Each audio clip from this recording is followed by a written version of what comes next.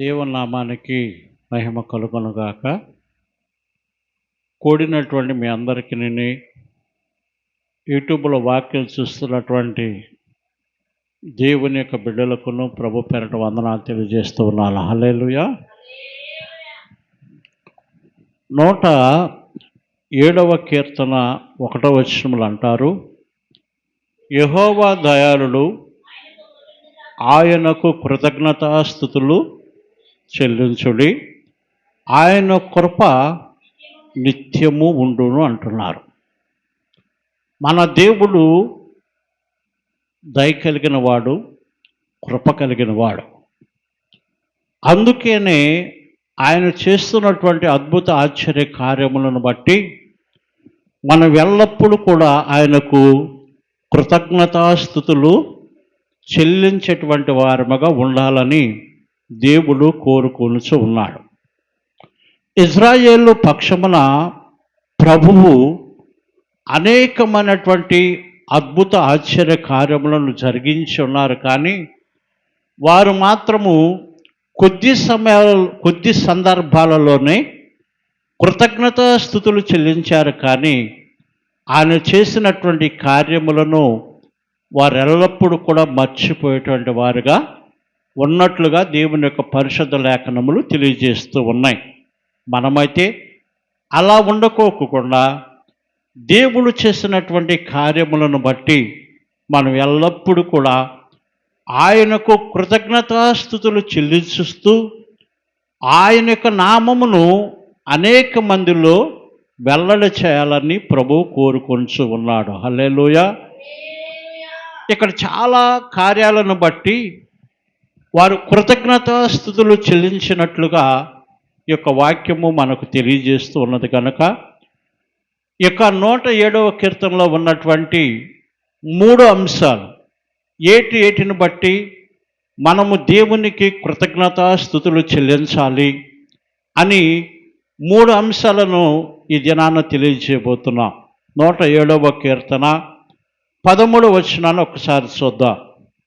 107వ కీర్తన 13వ వచనం, కష్టకాలమందు వారు యెహోవాకు మొర్రపెట్టిరి, ఆయన వారి ఆపదల నుండి వారిని విడిపించెను, వారి కట్లను తెంచివేసి చీకటిలో నుండి మరణాంధకారముల నుండి వారిని రప్పించెను. హల్లెలూయా.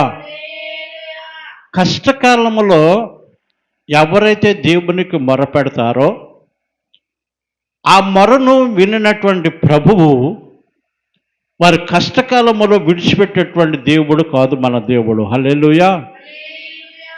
ఇక్కడ అంటున్నాడు, మరణాంధకారం అనేటువంటి బ్రతుకుతూ ఉన్నప్పుడును, చీకటిలో బ్రతుకుతున్నప్పుడును దేవునికి మొర్ర పెడితే ఆ మొరను విని వారు ఏ బంధకాల చేత పట్టబడి ఉన్నారో ఆ కట్లనన్నిటిని కూడా తెంచివేసి చీకటిలో నుండి మరణములో నుండి వెలుగులోకి జీవములోకి నడిపించే ప్రభువు మన దేవుడై ఉన్నాడు. హల్లెలూయా.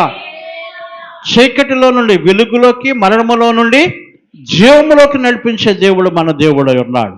నువ్వు ఆపదలో ఉన్నావా? ఏ ఆపదలో ఉన్నావో నాకు తెలియదు, కానీ నీ ఆపదలో నుండి నీవు యెహోవాకు మొర్ర పెట్టినట్లయితే మన దేవుడు విడిపించటానికి సమర్థుడై ఉన్నాడు. అందుకని మనము ఆయనకు కృతజ్ఞతాస్తుతులు చెల్లించవలసిన వారమై ఉన్నాం. ఆయన కృపను 10 మందికి వెల్లడి చేయవలసిన వారమై ఉన్నాం. చదవండి. ఆయన కృపను బట్టి నరులకు ఆయన చేయు ఆశ్చర్య కార్యములను బట్టి వారు యెహోవాకు కృతజ్ఞతాస్తుతులు చెల్లించుదురుగాక. ఆమేన్. చీకటిలో నుండి విడిపించేటువంటి వారు ఎవరు లేరు. మరణములో నుండి జీవములోకి నడిపించేవారు ఎవరు లేరు. ఒక్క దేవుడు మాత్రమే, ఆయనే నజరుడైన యేసు. అందుకని మనమందరము ఆయనకు కృతజ్ఞతాస్తుతులు చెల్లించేటువంటి వారుగా ఉండాలి. రెండవది 20వ వచనం, 107వ కీర్తన 20వ వచనం, ఆయన తన వాక్కును పంపి వారిని బాగు చేసెను, ఆయన వారు పడిన గుంటల నుండి వారిని విడిపించెను. అందుకని దేవునికి మనందరం కృతజ్ఞతాస్తుతులు చెల్లించాలి.